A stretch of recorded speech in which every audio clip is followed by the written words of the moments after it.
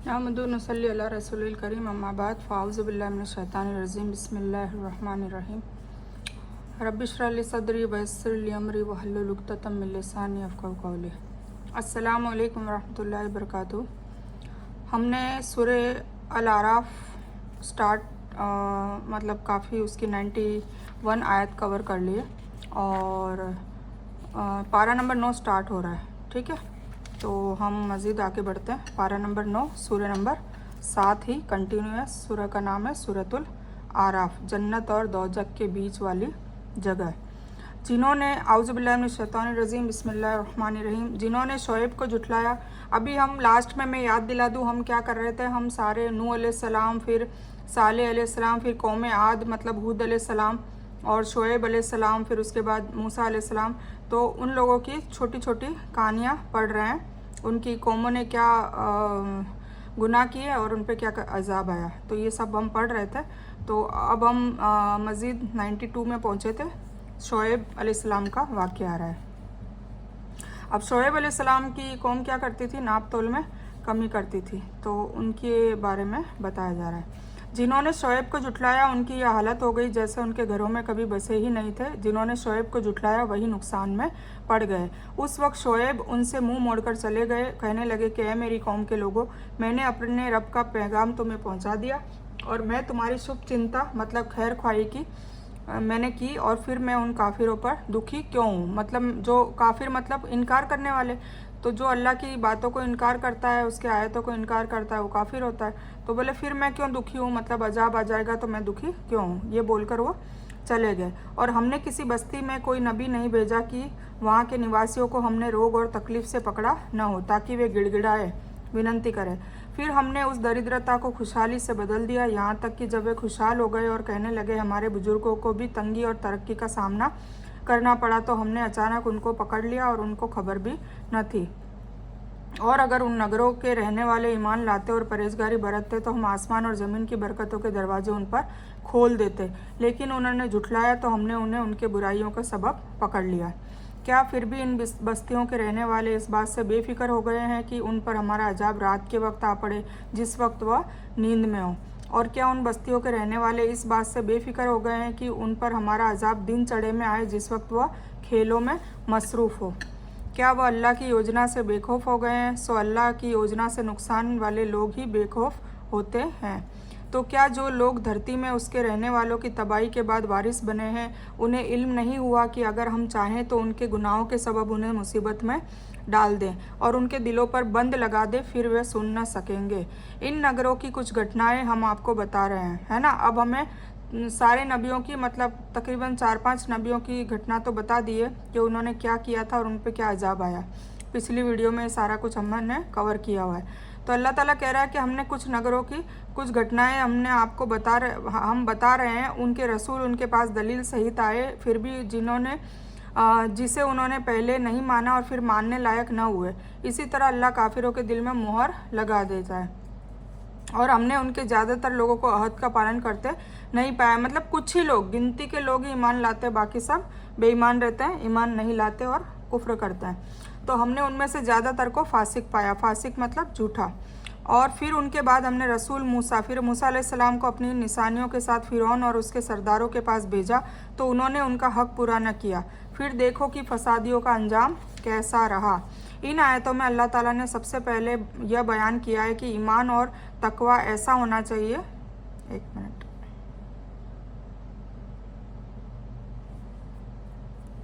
तकवा ऐसा विषय है जिस बस्ती के लोग उसे अपना ले, उस पर अल्लाह ताला आकाश और धरती के धन संपत्तियों के दरवाजे खोल देता है।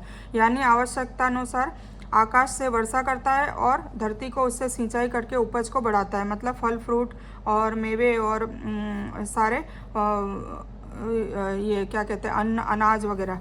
नतीजन तरक्की और खुशहाली होती है, लेकिन इसके खिलाफ झुठलाने वाले और कुफ्र का रास्ता अपनाने वाले कौम अल्लाह के अजाब के अधिकारी होते हैं। फिर मालूम नहीं होता कि रात दिन किस वक्त अजाब आ पड़े। कभी भी आ सकता है जब वो किसी चीज़ में मशरूफ़ हो या बिल्कुल नींद में गफलत में सो रहे हो। खेलती खाती इस बस्ती को एक पल में खंडर बनाकर रख देते हैं। इसलिए अल्लाह ने इन अजाबों से बेफिक्र नहीं होना चाहिए ये कहा है।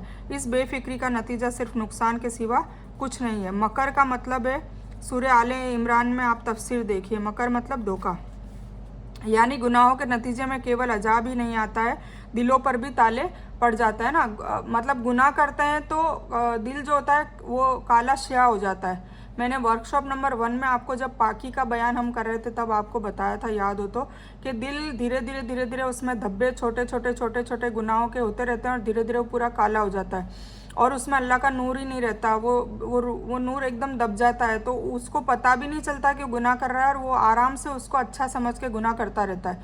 तो ये भी एक टाइप का अजाब है जब अल्लाह हिदायत नहीं देता, उसका विपरीत हिदायत है ना, मतलब तौफीक देना, उसको पता चलना क्या गलत क्या सही, ये सब चीज़ की समझ होना। तो वो हिकमत भी अल्लाह ताला उससे उठा लेता है, उसके दिलों पर भी ताले लग जाते हैं। फिर बड़े से बड़े अजाब भी उनकी बेखौफी की नींद से नहीं जगा सकते। मतलब बड़े से बड़ा अजाब गुनाह करते भी उनको फिक्र नहीं होती कि अब मेरा क्या बनेगा। यहाँ से मूसा का बयान शुरू हो रहा है, जो बयान किए गए नबियों के बाद आए, जो बहुत बड़े सम्मानित इज्जत वाले पैगंबर थे, जिन्हें मिस्र के फिरौन और उसकी जनता के पास निशानियाँ और मौजूजे देकर भेजा गया था। अब मूसा ने फरमाया, ए फिरौन, मैं सारी दुनिया के रब की तरफ से पैगंबर हूँ। ये मूसा अलैहिस्सलाम, और जब आपने पूरी कहानी तो सुनी ली होगी, मैंने कहानी डाली है, इसके पार्ट 1, 2, 3, 4 है टोटल, तो बहुत लंबी कहानी है। तो मूसा अलैहिस्सलाम जब चले जाते हैं और फिर वापस उनको नबी पैगंबर बना के भेजा जाता है, तब के बाद की ये फिरौन से मूसा अलैहिस्सलाम की गुफ्तगू है, ठीक है। तो मूसा ने फरमाया, ए फिरौन, मैं सारी दुनिया के रब की तरफ से पैगंबर हूँ।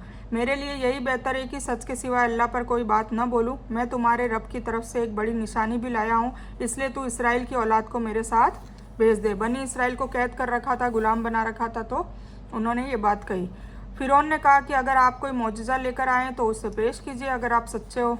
फिर आपने अपनी छड़ी डाल दी तो अचानक वह एक अजगर सांप बन गया, बहुत बड़ा, और अपने हाथ बाहर निकाला तो वह अचानक सभी देखने वालों के सामने बहुत ही चमकता हुआ हो गया। फिरौन की कौम के सरदारों ने कहा कि यह तो बड़ा माहिर जादूगर है, वह तुम्हें तुम्हारे देश से निकालना चाहता है, फिर तुम लोग क्या विचार देते हो। तो उन्होंने कहा कि आप उसे और उसके भाई को वक्त दीजिए और नगरों में इकट्ठा करने वालों को भेज दीजिए। इसराइल की औलाद जिनका मूल निवास सीरिया का इलाका था, हजरत यूसुफ के वक्त में मिस्र चली गई थी, फिर वहीं के निवासी हो गए। फिरौन ने उन्हें दास मतलब गुलाम बना लिया था और उन पर तरह तरह के जुल्म करता था, जिसका तफसीली बयान सूरह अल बकर में गुजर चुका है और आगे भी आएगा। फिरौन और उसके दरबार के मंत्रियों ने जब हजरत मूसा की दावत को ठुकरा दिया तो हजरत मूसा ने दूसरी मांग की कि इसराइल की औलाद को आज़ाद कर दे, ताकि यह अपने असल मकान पर जाकर मान सम्मान की ज़िंदगी गुजारें और अल्लाह की इबादत करें। कि वे सभी माहिर जादूगरों को, फिरौन ने कहा कि ये तो सांप और ये सब निकाला है तो कोई जादूगरी है, हाथ का कमाल है। तो ऐसा करते हैं कि सारे जादूगरों को इकट्ठा करते हैं और फिर इसका मुकाबला करवाते हैं। तो इस तरह पूरे मुल्क को, मतलब पूरे जो स्टेट था, सबके लोगों को भी इकट्ठा कर दिया और फिर जादूगरों को भी बुलाया कि वे सभी माहिर जादूगरों को आपके सामने लेकर हाजिर करें। जादूगर फिरौन के पास आए और कहा कि अगर हम सफल हो गए तो हमारे लिए क्या बदला है, मतलब हमें क्या इनाम मिलेगा। उसने कहा, हाँ, तुम सब करीबी लोगों में हो जाओगे, मतलब मेरे खास मेरे जिगरी दोस्त हो जाओगे। उन जादूगरों ने कहा कि ए मूसा, चाहे आप डालिए या हम ही डालें, मतलब आप अपना करतब दिखाएं या हम दिखाएं। मूसा ने कहा कि तुम डालो। जब उन्होंने डाला तो लोगों की नज़रबंदी कर दी, उनको डरा दिया और एक तरह का बड़ा जादू दिखाया, है ना। जादूगर तो जादू दिखा सकते हैं, मूसा अलैहिस्सलाम तो अल्लाह का मौजज़ा लेकर आए थे।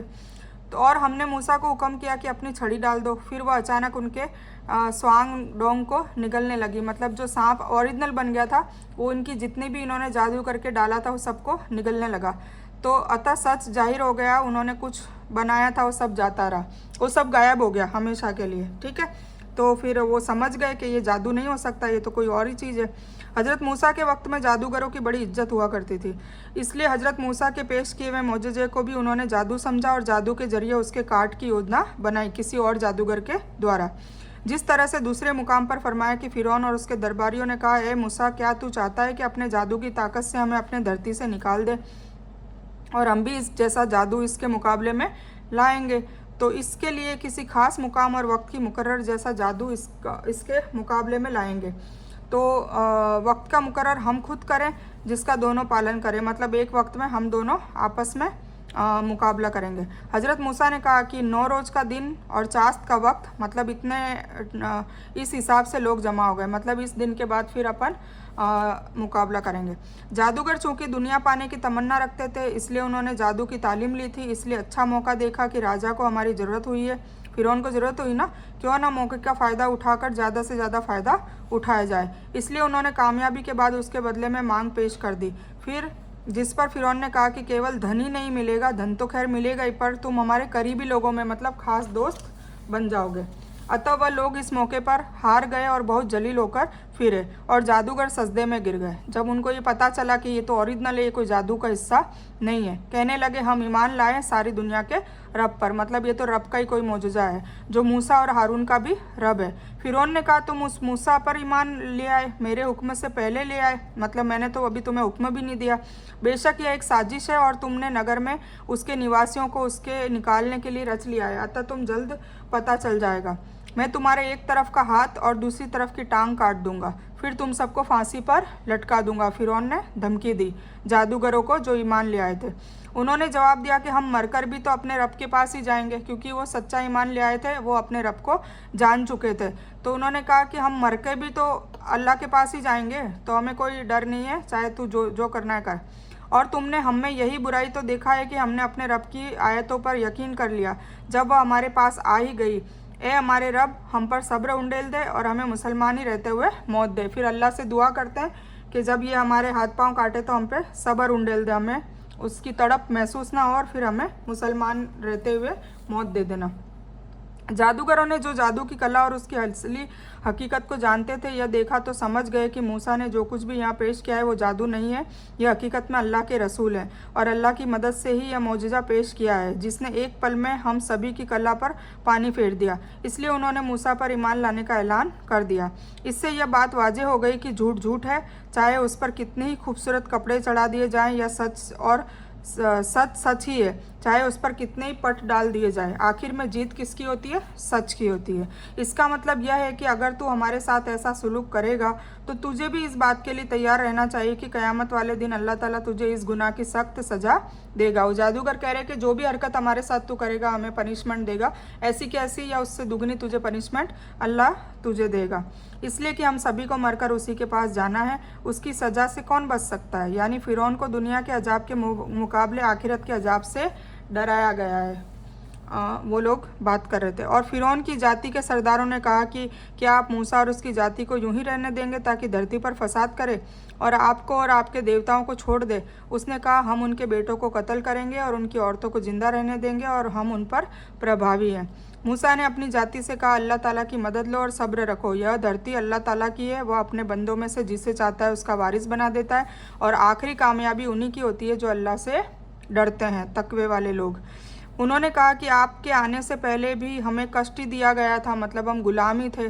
वो डर गए, मतलब कि पहले भी तो हम गुलाम ही थे, गुलामी कर रहे थे और अब आपके आने के बाद भी उन्होंने कहा कि जल्दी तुम्हारा रब तुम्हारे दुश्मनों को बर्बाद कर देगा। तो डरने लगे तो फिर मूसा अलैहिस्सलाम उनको तसल्ली देते हैं और इस धरती की विरासत तुमको देगा, फिर यह देखोगे कि तुम्हारा अमल कैसा है। फिर मतलब तुम्हें वापस नेमत देगा, आज़ादी दे देगा, सारी चीज़ें देगा, पर फिर उसके बाद तुम्हारा अमल देखेगा और उस अमल में वो फेल हो जाते हैं बनी इसराइल। और हमने फिरौन की आल को सूखे और फलों की कमी के जरिए घेर लिया ताकि वह नसीहत हासिल कर ले। यह हर दौर के गुमराहों का काम रहा है कि ईमान वालों को फसादी और उनके ईमान की दावत और तौहीद को फसाद से मुआजना करते हैं और फिरौन के पैरेकार ने भी यही किया। मतलब हर दौर में ऐसा होता है कि सच्चों को तो झुठलाया जाता है, मतलब सच्चों की बेइज्जती होती है, सच्चों को उनकी तौहीन की जाती है और जो झूठे होते हैं उनकी इज्जत होती है, उनकी वाहवाही होती है। तो ये तो हर दौर की कहानी है। तो इसी तरह जो खुद गुमराह थे फिरौन के लोग, वो इन लोगों को, ईमान वालों को, तौहीद परस्त वालों को कह रहे थे कि ये लोग गुमराह हैं। जब फिरौन की दावत से दोबारा जुल्म शुरू हुआ तो हज़रत मूसा ने अपनी जाति के लोगों को अल्लाह की मदद हासिल करने और सब्र करने की शिक्षा दी। अगर तुम सच्चे रास्ते पर रहो तो आखिर में धरती का राज्य तुम्हें ही हासिल होगा। मतलब अल्लाह ताला, उन्हें तो वही आती थी तो अल्लाह ताला तुम्हें नेमत देने वाला है। यह इशारा उन जुल्मों की तरफ है जो मूसा के जन्म से पहले उन पर होते रहते। मतलब नामौलूद बच्चों को मार देना और ये सब।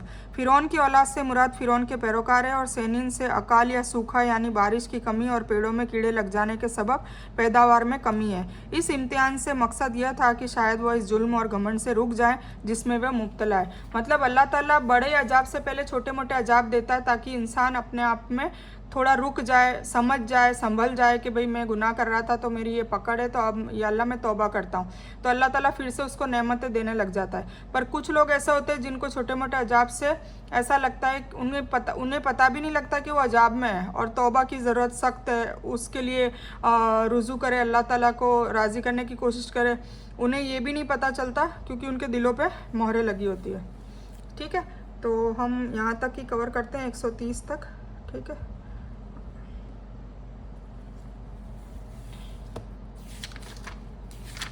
सूरे आराफ की कितनी आयतें हम देख लेते हैं एक बार।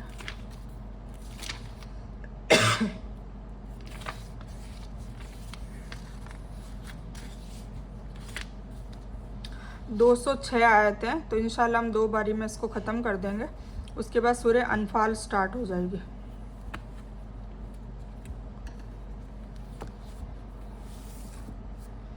इस बयान में कुछ भी दीन की अच्छी और हक बात आई है वो सिर्फ़ और सिर्फ अल्लाह की तरफ से, और बुरी या गलत बात जो गलती से या जज्बात में आकर मेरे मुंह से कुछ भी गलत वर्ड या कोई बात निकल गई हो तो वो मेरी तरफ से है। इसकी वजह से मैं अल्लाह अज़्ज़ वजल से और आप सभी लोगों से माफ़ी की तलबगार हूँ। मैं कोई आलिमा नहीं हूँ, मैं सिर्फ तालिब इल्म हूँ। अल्लाह मेरी कोशिश से आप सभी को सही नफ़े बख्श इल्म पहुँचाए और मैं आप लोगों की हिदायत और हिकमत में सदका जारिया बनूँ, बस मेरी यही तमन्ना है। आमीन सुम्मा आमीन या रब्बल आलमीन। रब्बना आतीना मिन लदुनका रहमतन व हय्यि लना मिन अमरिना रशदा। अल्लाहुम्मा सल्लि अला मुहम्मद व अला आलि मुहम्मद कमा सल्लैता अला इब्राहीम व अला आलि इब्राहीम इन्नका हमीदुम मजीद। अल्लाहुम्मा बारिक अला मुहम्मद व अला आलि मुहम्मद कमा बारकता अला इब्राहीम व अला आलि इब्राहीम इन्नका हमीदुम मजीद। व आखिरु दावाना अनिल हम्दुलिल्लाहि रब्बिल आलमीन।